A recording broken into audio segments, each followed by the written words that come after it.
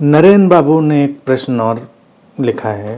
वो कहते हैं कि ईगो डिजॉल्व हो जाता है, ये तो समझ में आ रहा है, पर जो शक्ति इस शरीर में से प्रकट हो रही है वो इस बॉडी को जब छोड़ती है तो नए बॉडी माइंड को भी धारण कर सकती है ना।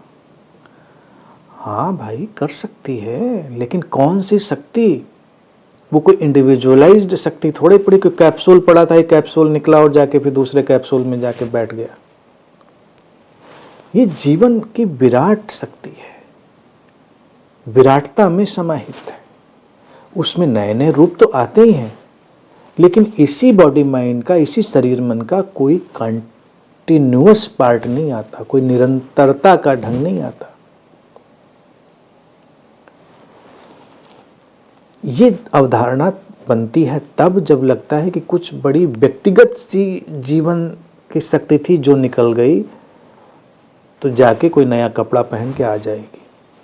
मत पड़ो इन सब झंझटों में। साहित्य भरा पड़ा है, बातें भरी पड़ी हैं, उलझने के लिए तमाम चीज़ें हैं। जितनी स्पष्ट ढंग से मैं बात बता रहा हूँ तुमको कोई बताएगा नहीं। सुनना चाहोगे सुन लोगे, समझ लोगे। हाँ, कन्फ्यूजन के 10 प्रश्न पूछो, उसको मैं सॉल्व करता रहूँगा, बताता रहूँगा, लेकिन कन्फ्यूज होते ही मत चले जाओ।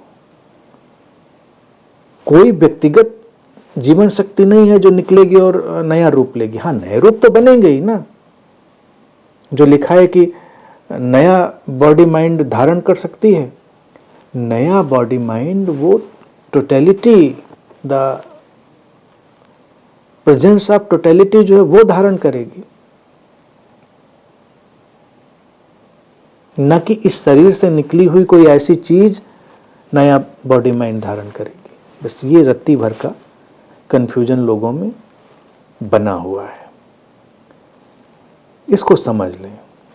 मैंने सागर और लहर का उदाहरण कितनी बार दिया, उसी को समझो। एक लहर उठकर जब सागर में गिरती है तो गिर गई ना सागर में, उसी सागर से फिर नई लहर उठ जाएगी। तो पहली लहर का कंटिन्यूएशन तो नहीं है। अब पूछिए कि जो लहर गिरी है और जिस शक्ति से लहर बनी थी और जिस शक्ति में वो बिखरी, उस शक्ति से क्या दूसरी लहर नहीं बनेगी? तो बनेगी, बिल्कुल बनेगी, लेकिन उसी का आगे जाता हुआ हिस्सा नहीं, उसी का आगे जाता हुआ कोई कंटिन्यूअस फ्लो नहीं।